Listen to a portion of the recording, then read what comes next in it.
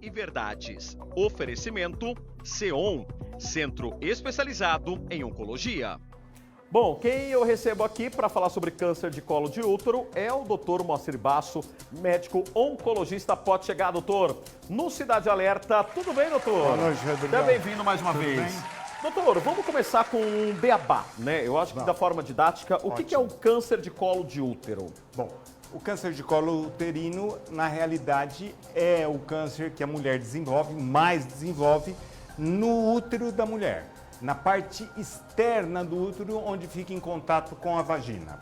Bom, e aí, doutor, a pessoa que, por exemplo, tem uma relação sexual sem preservativo, ela pode desencadear esse câncer, por exemplo? Como que contrai esse câncer? Na realidade, veja bem, o câncer de colo uterino está relacionado diretamente com relação sexual e as infecções que ela pode causar. Então, a mulher que faz uma relação sexual com a camisinha, certo? Com a proteção, ela pode diminuir a incidência. Porém, ela pode ter contato com outras áreas do corpo onde tem, por exemplo, o herpes papiloma vírus, o HPV, e desenvolver então a doença sem ter o contato direto no pênis com a vagina, no caso, e usando a camisinha. Bom, temos algumas perguntas, as mais feitas na internet, sobre o assunto, pessoal, câncer de colo de útero. Pergunta 1, doutor. Mulheres que não são sexualmente ativas não correm o risco de desenvolver câncer de colo de útero? Ou seja, vamos traduzir aqui, pelo que eu entendi. As mulheres que não fazem, o ato sexual com frequência, elas estão livres da doença? É isso? Não. É mentira. Isso é um mito, um mito. Na realidade, encaixaria-se um pouco nisso a mulher que nunca teve relação sexual.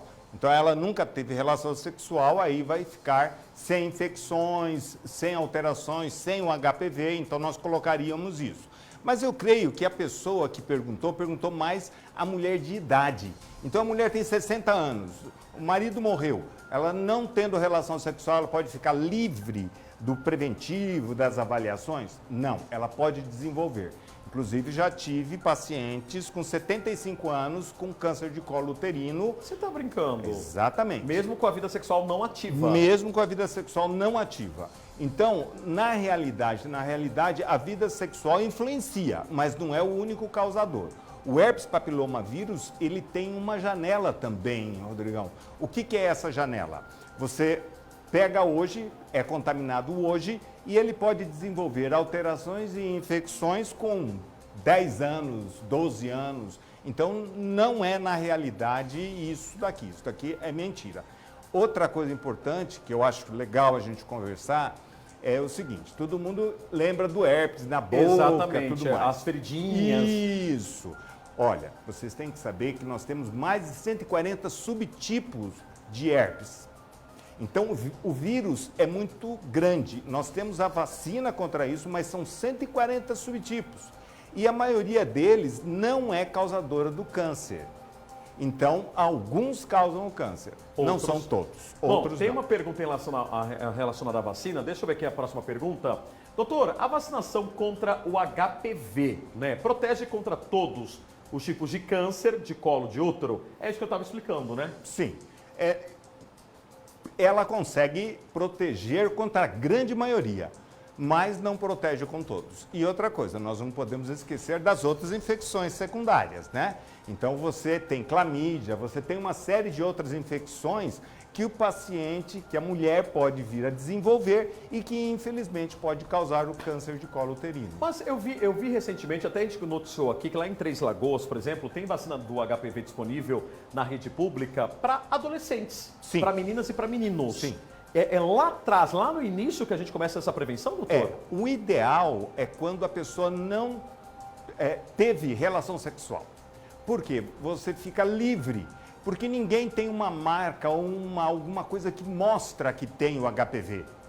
Então, isso daí fica muito difícil. Ele tem o HPV, mas não mostra nada. Então, se não tiver a relação, é melhor. Fica mais tranquila, fica mais protegida.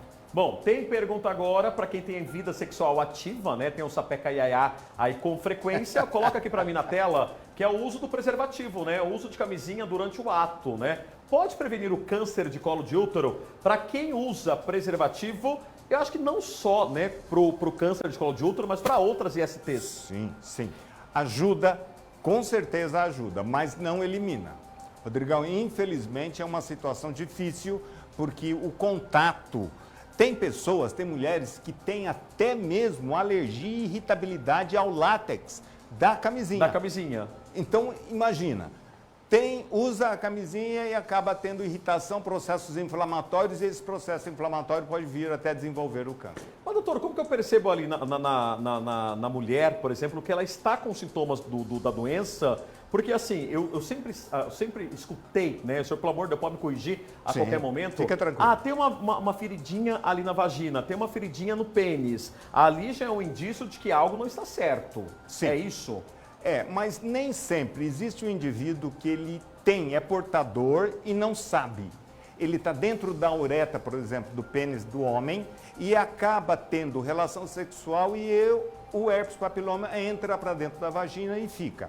Então, nem sempre externamente é visto. Ele está internamente sem condições de você avaliar.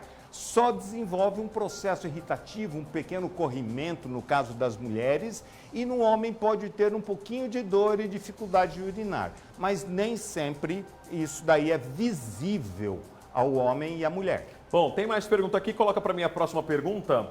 Mulheres que fumam têm um risco aumentado, doutor, de desenvolver o câncer de colo de útero?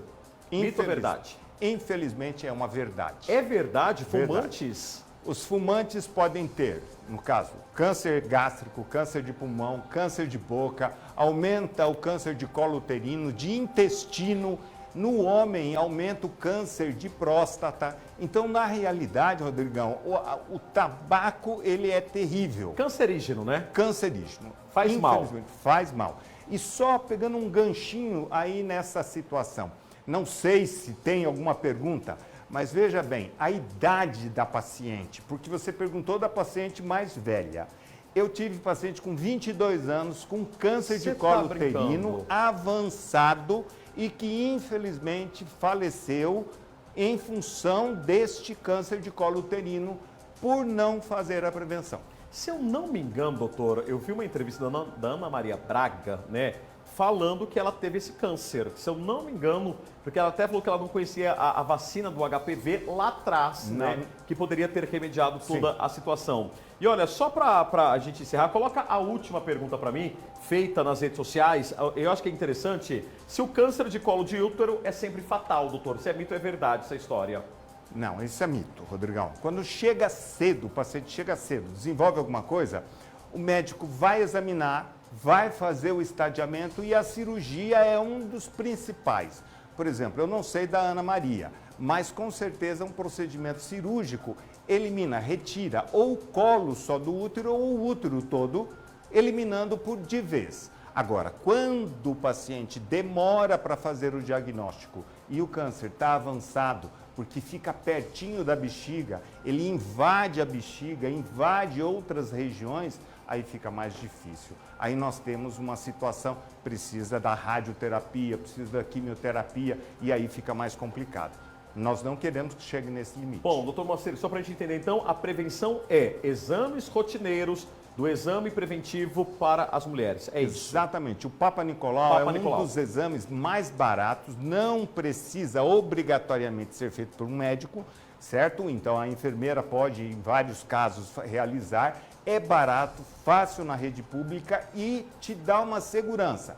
Se não te dá o diagnóstico ali, te manda para você fazer uma avaliação mais adequada, que seria uma biópsia. Bom, doutor Moacir está aqui, pessoal, ele que é médico oncologista lá do CEON. Doutor, obrigado por mais uma rodada de ensinamentos pra gente. Eu que agradeço. E olha, prevenção acima de tudo, não é isso? Sempre. Obrigado, viu, doutor? Até a próxima abraço. semana. E olha, falando em CEON, para aqueles que enfrentam o desafio do câncer, a Clínica CEON oferece muito mais do que tratamento médico, viu? Proporciona um caminho para o cuidado integral e a esperança. Com uma equipe multidisciplinar de especialistas em oncologia, a CEON está comprometida em proporcionar o mais alto nível de atendimento personalizado. Desde o diagnóstico até a fase de recuperação, eles estão ao lado de cada paciente, oferecendo suporte emocional, tratamentos inovadores e tecnologia de ponta. SEOM, pessoal. Cada paciente é único e o objetivo da clínica é proporcionar uma jornada que seja confortável, compassiva e eficaz para aqueles que buscam qualidade, confiança e excelência em cuidados oncológicos. A clínica SEOM é a escolha certa. Agende agora uma consulta. Descubra o caminho para um amanhã mais brilhante na clínica SEOM, viu, pessoal?